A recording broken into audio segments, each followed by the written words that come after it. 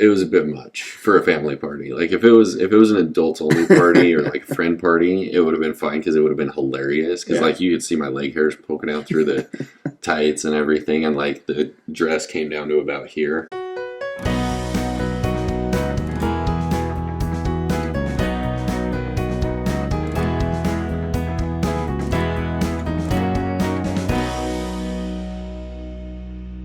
Welcome back to the Balance for Life podcast, where we are here to help you to find balance in your life and find success and happiness and all of those good things. Yeah, if you like what you hear, hopefully you do. Check us out on social media. We are on Instagram, Facebook, TikTok, all at Balance for Life, number 4, and at Twitter at Adam and Perry, all spelled out. And you can keep up with us there. I mean, we're a little bit slow usually in getting stuff out, but we do have some content and share some interesting things and trying to get like weekly challenges and book recommendations and things like that. So yeah, go check it out. Check us out, give us a like, etc.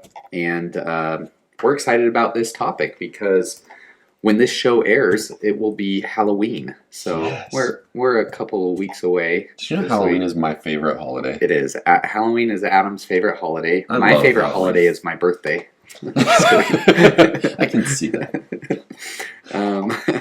No, but yes, Halloween is a great holiday. It's Adam's favorite holiday. It's definitely in my top 5. No, I'm just kidding. Definitely top 12. Yeah. No, I love Halloween too. Yeah. I love just dressing up, as whatever random thing. And sometimes I make up stuff, like I made up superhero costume that I do. So I like it. If you've ever seen my Tiger Man videos, I've put out a couple of those. So I dress up as Tiger Man sometimes. But we're going to talk about a couple of different Halloween-related items today. Ooh. And the first one is going to be trading Halloween candy on Halloween night. So paint this picture in your mind or your memory. Go back to your memory of when you were a kid. And you come home with all your Halloween candy. And you and your siblings all dump your Halloween candy out on the floor. And you each have your pile. And then you proceed to make trades. And when you're like 4 years old, if you have older siblings, they like give you Smarties for your Snickers or your Reese's Pieces, and you think that you made out because you don't know better. Because there's like 15 Smarties in a pack. Yeah. And so we want to talk about the right way to trade and what goes into a good trade. Yeah. So now what was your experience like trading Halloween candy as a kid, though? It was interesting because we were all 2 years apart growing up, me and my siblings, and there's 4 of us, and so we were pretty close in age. And like when we got a little bit older, we would go out with our friends and everything, and we'd all come back, and we would sit around, the 4 of us, and we'd dump out our candy. And the first thing that had to happen is my parents had to take their share. Oh yeah, the parent tax, the obligatory parent tax. Yeah, we do that. Yep, good for you. And so we'd do that, and then yeah, we would proceed to trade, and then whatever remaining candy was gone by the next day. So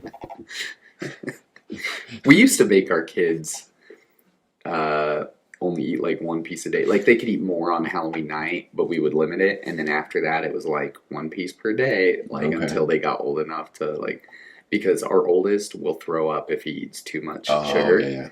He'll just a couple hours later just throw everything up. So it makes sense. But he's old enough now; he can monitor himself. That's good. But okay, yeah. So have you kind of similar? Well, never mind.'re not going to get that far off topic. So pretty similar to my experience, right? Just trading candy. This made me think about a few years ago. My son, when he was like 8, he was like, "Hey, Dad, I traded like 5 of my worst Pokemon cards for this awesome Pokemon card with our neighbor," and I was like, that doesn't sound like a fair trade. And I'm pretty sure we even made them trade back because it was probably like a $50 card for like 5 $1 cards or something, geez. And so I thought it was a good teaching opportunity to teach him what goes into a good trade. Naturally. And I think the most important ingredient, the main ingredient that goes into a good trade is that both parties get more than they gave, or both parties win the trade. Yeah. When both parties win a trade, I think that's a good trade. Mm-hmm. Now, obviously, when you're in sports, that's probably usually how a trade happens. But sometimes, you kind of find out later that one of the teams like really won that trade, Oh, yeah. right? Oh, yeah. You talk about how someone won the trade, and I think like in sports, it's a little different maybe, but in real life, I think when you win a trade, it's because the other person did too. Yeah. That's just my philosophy on trading. I like that philosophy. So yeah, Halloween candy, if one sibling doesn't like Snickers, but they love Smarties, and the other one does love Snickers, they don't like Smarties, that can actually be a winning trade, right? Yeah. That's a good trade in that Absolutely. scenario. Absolutely. Or you get rid of all your Twizzlers, like the little waxy Yeah, plastic wrap Twizzlers. my wife loves those, and There I you can't go. stand them. There you so. go. You brought up trades in sports, and now I don't follow sports a lot nowadays, so I couldn't tell you who any of the players are. Mhm. But like back when I was a kid and I followed sports a lot, I remember there was some quality players, right? You had your key players. You had your Michael Jordan, Mhm. Karl Malone, Charles Barkley, right. Shaquille O'Neal, right? Like you had your key players, and then there was basically everybody else. And I'm sure that's the your way role players. Yeah. I'm sure that's the way it still is today, where your key players are getting paid multi-millions, and then everybody else is making a couple $100,000, right? So Wait, are you talking about like the NBA, or are you talking about professional soccer in the U.S.? I'm talking about sports in general. Okay. I don't know. Yeah, I was just curious because in the NBA, It's the minimum probably salary is like $5 million. $1.5 million or something like that. Yeah, Anyway, so somewhere on there. So yeah, you've got your big money players, and then you've got everybody else. And so I think if we go back to that kind of analogy that you were using, you wouldn't go into a trade, and if I was one coach and you were one coach, and I wouldn't say, give me Michael Jordan, and I'm going to give you Jack Johnson, right? Like I don't even know. I don't even know. Just- Are you talking about the musician now? No, I'm just making up a name. What was anyway? I'm just making up a name. But you wouldn't ask for a key player, Yeah, and for Mark Eaton. and give them somebody that nobody really knows, Yeah. right? And so I think that's kind of the first thing is you have to make it mutually beneficial, like you said. So if I was going to ask for a Michael Jordan, then I would have to give you 2 or 3 of my middle range players, Yeah, and maybe 3 years of first round draft picks. right. Right. So I think, and usually that's what you hear when you hear about these sporting team trades. Mm-hmm. Whatever the sport is, they're gonna trade so and so really high key player for a few years of first round draft picks and a couple of players. So it's going to end up being mutually beneficial in the long run. Yeah. And so we talk about they might have won that trade, but then with the next 3 years first round draft picks, The other they team might get something out of it. they might get somebody that's going to be bring them back up to the same quality, same level of playing that Right. Michael Jordan was. Yeah. So Yeah, and I think, as humans, we naturally want to make sure that we get our end, right? That what we get back is good. And Mhm. we maybe sometimes focus a little more than that on what we're giving the other person. But both sides are doing that, and as long as both parties are, smart, you're gonna have a balanced trade. Mhm. But I think even though it maybe is a little bit unnatural to make sure that what you're giving is worth the other person as much as what you're getting back is worth to you, I think you can do that even if it's not totally natural, and I think it's a good thing to try to do. yeah, And this applies in business too. You think about, I work with customers who have already purchased our product, but one of my jobs is to make sure not only that they're happy, but that they're expanding in our product. They buy more Mhm. licenses, they buy add-on products that we come out with. And so one of the things that our company does when we have a new product we've built or a new add-on and we determine pricing, we try to make sure that this price is fair for both us and the customer, right? Mhm. Like we don't want them to pay too much for what they're getting, partly because that wouldn't help us in the long run, Right. right? But there's that goal of making sure that what we're giving and what we're getting back are both what each party needs. Yeah. Well, and I think some of our listeners and we might be small business owners as well. So that's something we have to take into consideration. If I make a product, I'm not going to look at that product and say, oh, well, I'm going to upcharge. I'm just going to sell it for whatever price I want, right? I've got to look at, okay, so this is how much it cost me to make it. This is how much time I put into making it. And this is what I need to get to make a profit. Mm-hmm. And then is that fair to somebody else? Yeah, right? you do market analysis. What are other people selling it for? Yeah. So I sell soap. I make soap. So I have to look at the ingredients that I put into it, the amount of time that I put into it, and then look at those other businesses around me. And I look at both the big businesses, right? Your big names that you buy at the grocery stores, but then I also look at the smaller businesses that are similar to my area and selling maybe at the same farmers markets that I am and see what their price range is. And so that way I can come up with something that's fair that I'm going to make money off of, but I'm not taking more than the value of my product.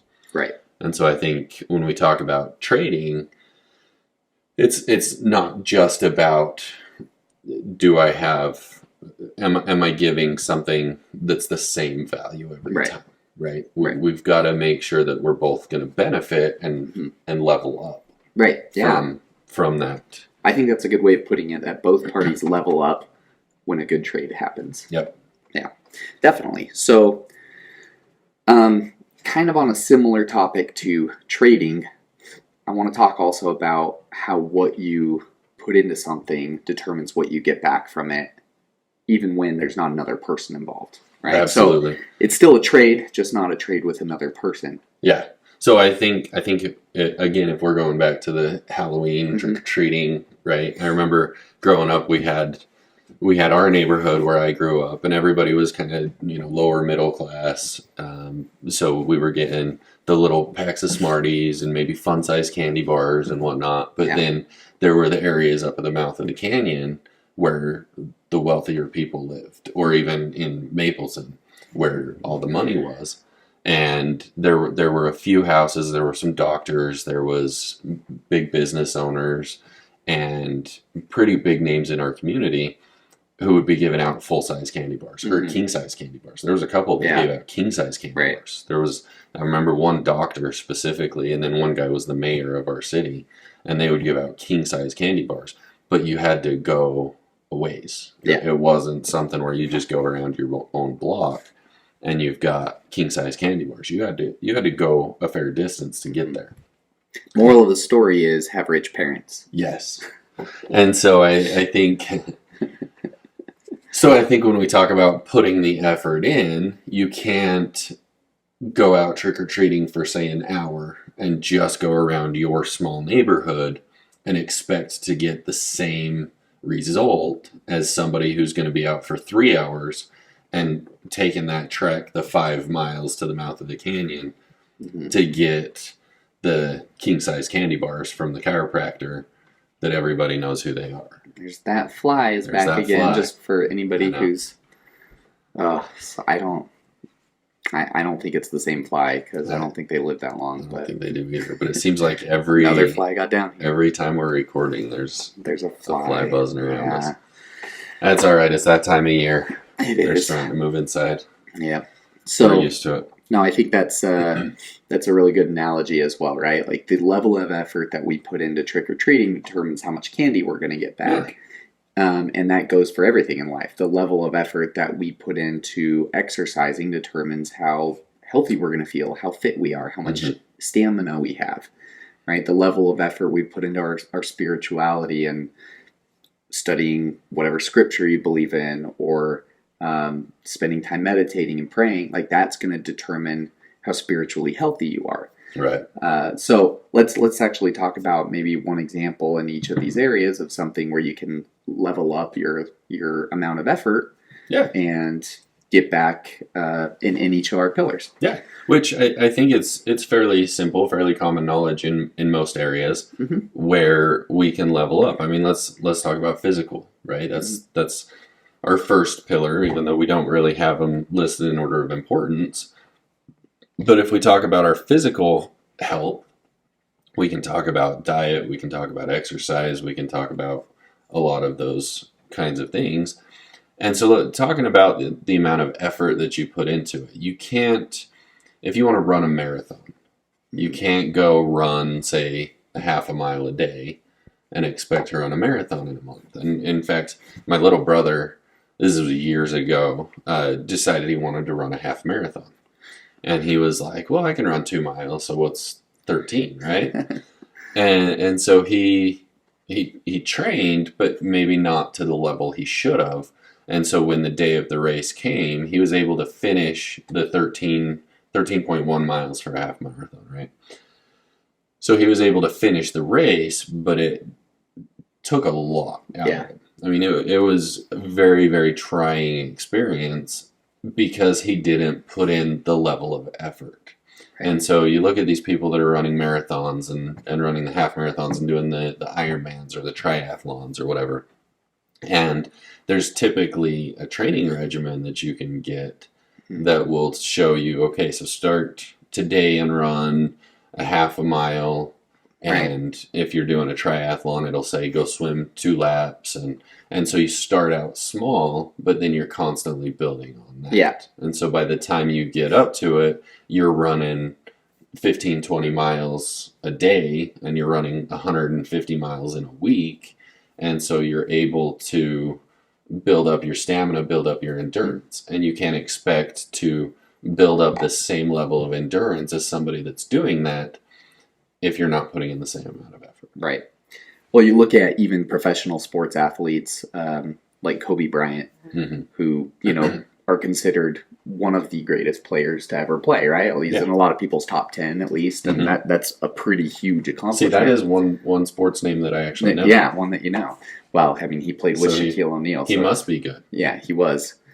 But in a lot of his interviews, he talked about just like, how did you get so much better than everybody else? And he said, like, I went into the gym before them and I left after them. Yeah. Like, he would get to practice an hour early and do all of, or it might have been like 2 hours. I don't know. Like, he would get there early, do all of his pre-workout shoot around stuff. And then he'd see all these guys rolling in like 5 minutes before practice. And I think that was his response to like why he didn't pass to guys sometimes, and be like, I'm not going to pass to someone who showed up 5 minutes before practice and left right when it was over. Like, I expect people to put in extra effort like I am.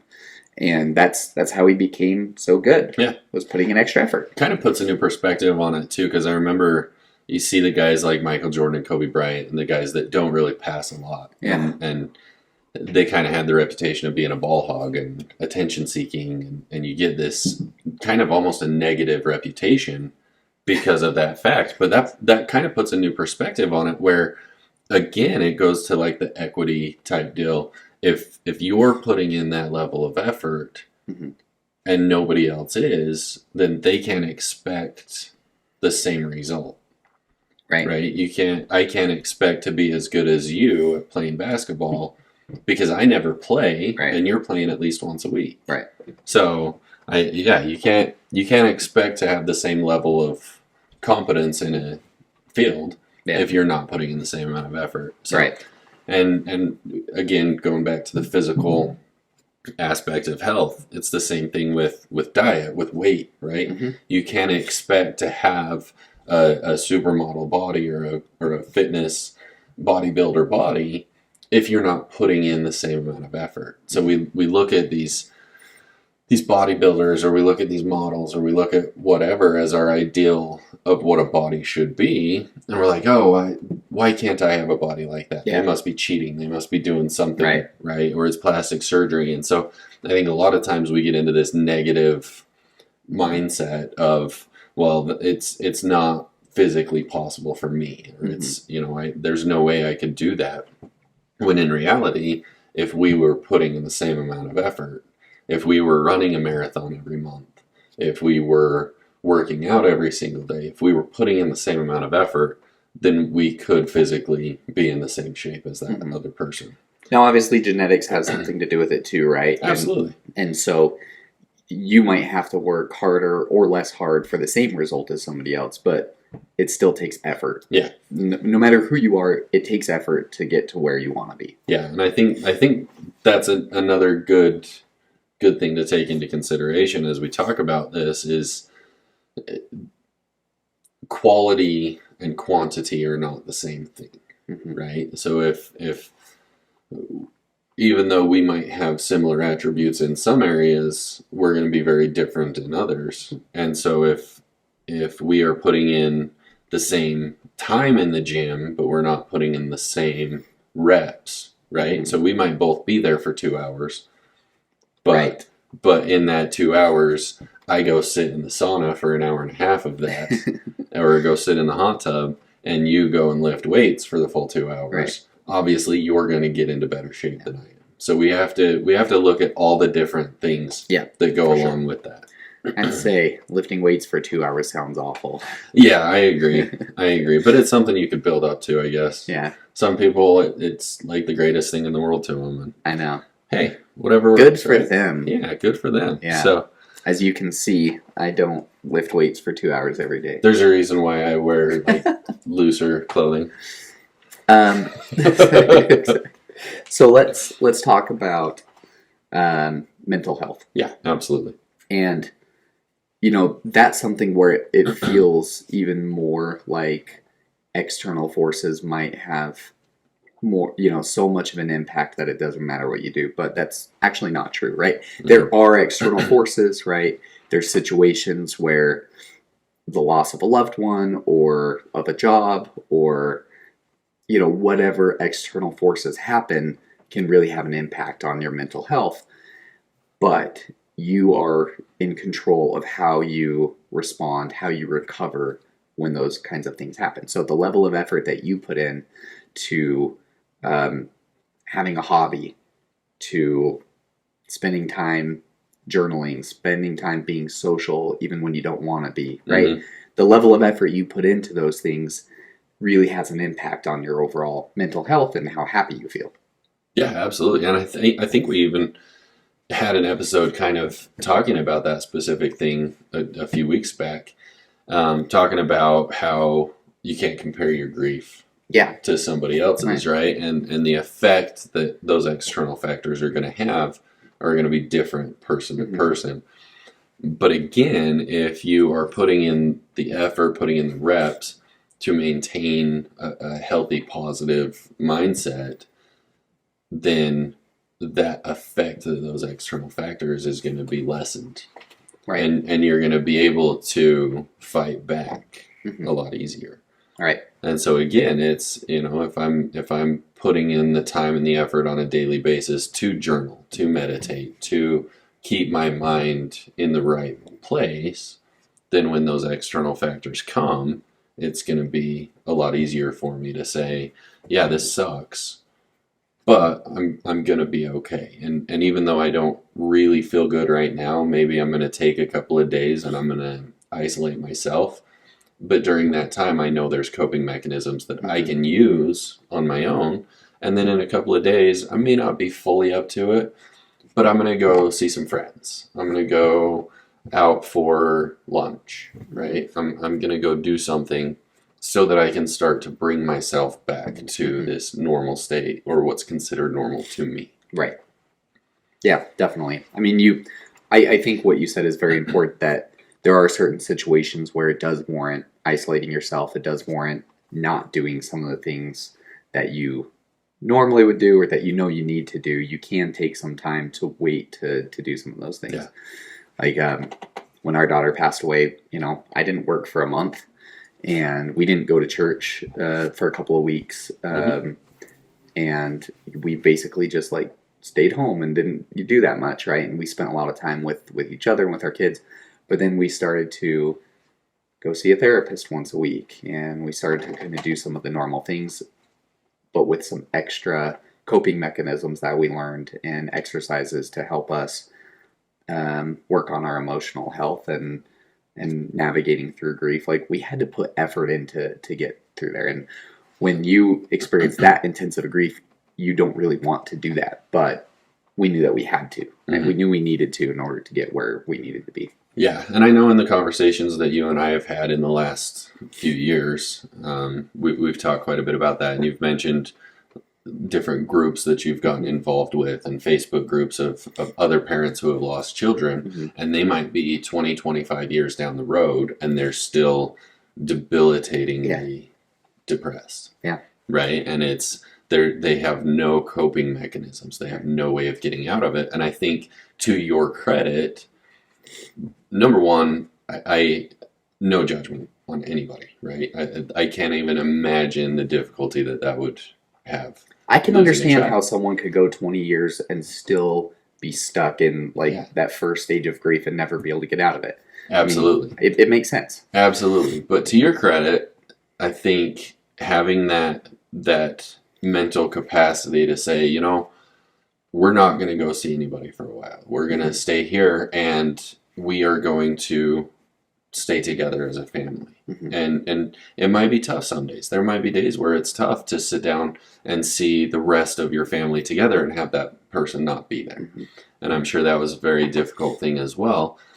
But you hear a lot of situations where the loss of a child destroys the marriage and destroys the entire family. And I think, to your credit, having that mental frame to stay and to say, yeah, it's a difficult time. We need to be together, and we need to focus on these coping mechanisms together, I think has helped you maintain that family relationship, because now 6 years later, and I would guess, I mean, I couldn't say for certain, but I would guess your family's probably stronger than they were before that happened.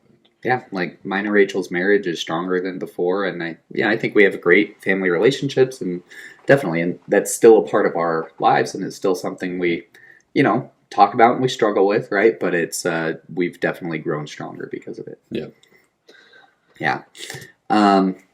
Let's talk about spiritual health, and this is something that I've been really focusing on a lot the last few months, and just trying to make sure I spend some time every day working on my spiritual health.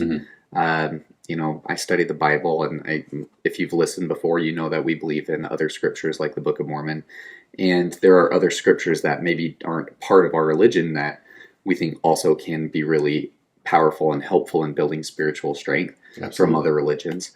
And what I'm going to say now, I feel like I need to preface with, we don't judge if you don't believe in God or a higher power, and we think that spirituality is still important regardless, right? Yeah. So whether that's like something to do with nature or whatever you believe in, it's important to increase your spiritual strength. But I am using an example of believing in God.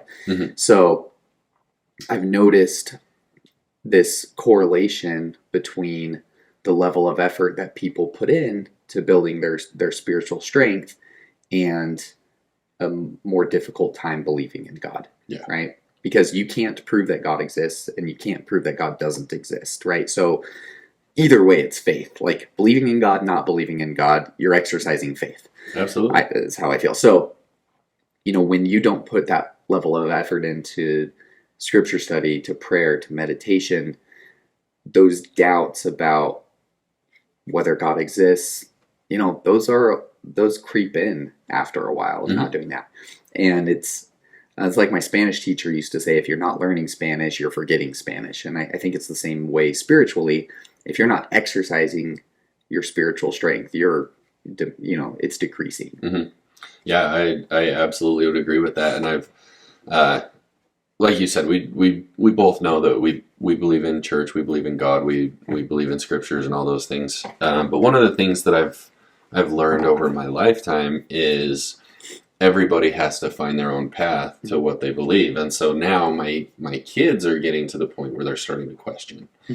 And so I've had to really step back, and rather than just say, oh, well, just read this, pray this many times, do these things, I've had to really step back and say, this is a time in your life where you are very vulnerable, Impressionable. and impressionable, and you need to take the time and put in the effort to learn for yourself. Because if you don't, like you said, then you're going to lose it, and you need to be putting in the effort. And so as my kids now have chosen to research other spiritualities, other religions, other areas of focus, as they've chosen to study those things, I've always had the same advice for them, and that is, I have several books on different religions, and I'm like, here,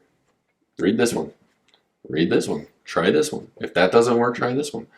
Study as much as you can, learn as much as you can, because regardless of whether you're studying what religion your parents want you to believe in, or what somebody else wants you to believe in, or what your friends are telling you, or what society is telling you on Facebook, the more you learn, the easier it is for you to make that decision for yourself, right? And so I always tell them, take the time, study, read all the books, but don't neglect one just because you think you already know it.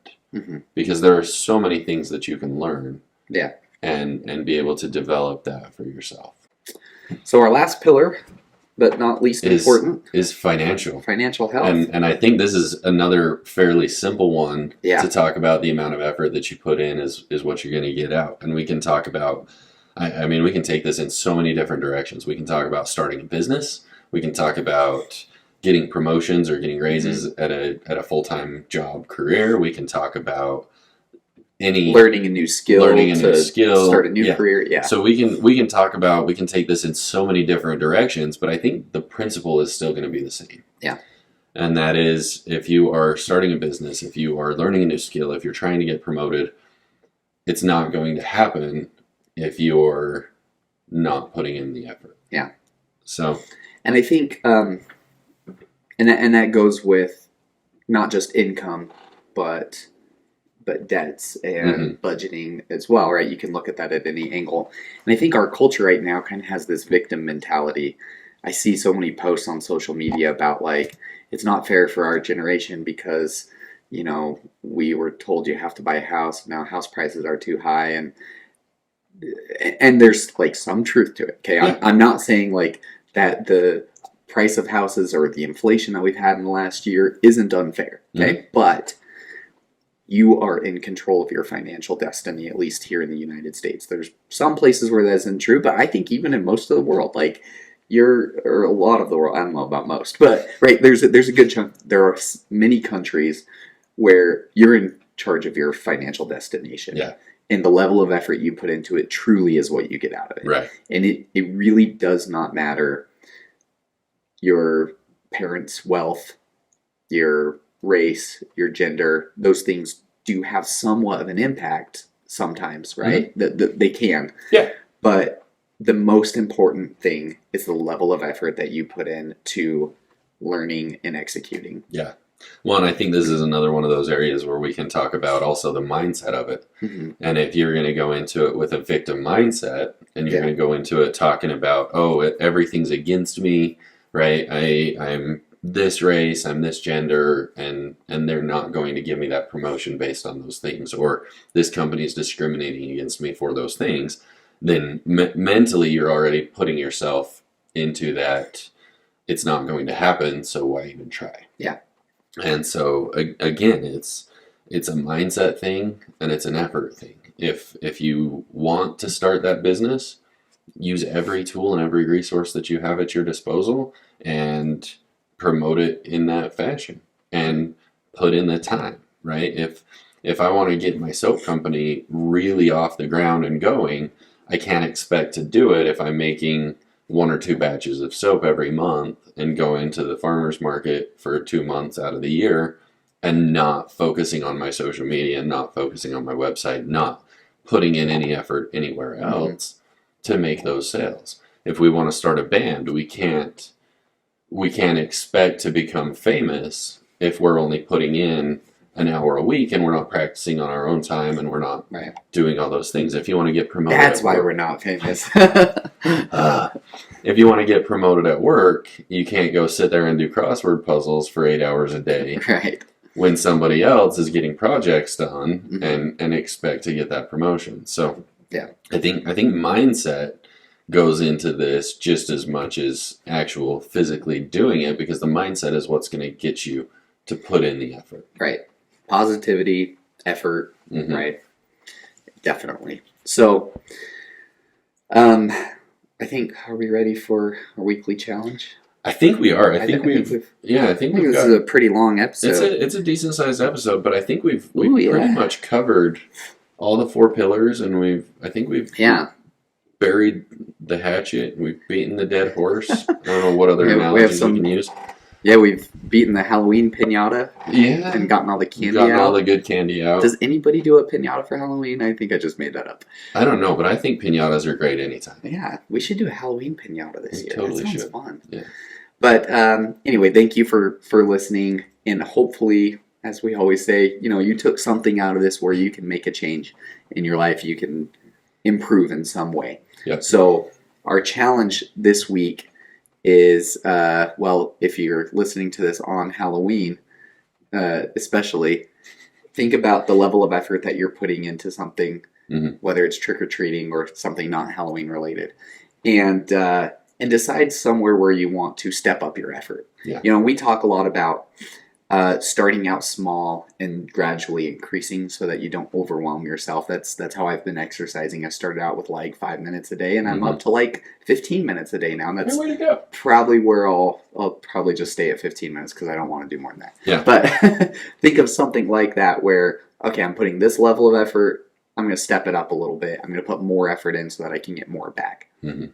And I think too, again, and we say this most episodes, but we bring up a few specific examples, but there's so many other things that we could talk about that we just don't have time for. So if you're listening to this and thinking about you want to put extra effort into parenting, or you want to put extra effort into cleaning, or you want to put extra effort into whatever it is, I think that goes into the weekly challenge as well. If your challenge to yourself is maybe putting your phone away at a certain time of night so that you can focus on your family, that's Yeah. awesome, and I fully respect that. Great point. So So yeah, again, thank you for listening. Don't forget to leave us a 5-star review, a Yeah. comment, like, share, all of those things. yeah, and we're still trying to get weekly episodes out on Mondays. At least every other week. I don't think we've skipped more than 2 weeks I anytime. don't think we have. Yeah. So, yeah, we're still trying to get those weekly episodes out on Monday, and we are on Spotify, iTunes, Google, Amazon, Yep. all the places. And Yeah. And join us next week. What's our topic? and next week we're going to talk about fasting and the benefits Yeah. that fasting has. Awesome. So- Look forward to it. There you I'm hungry already. go. All right. We'll see you next week. See ya.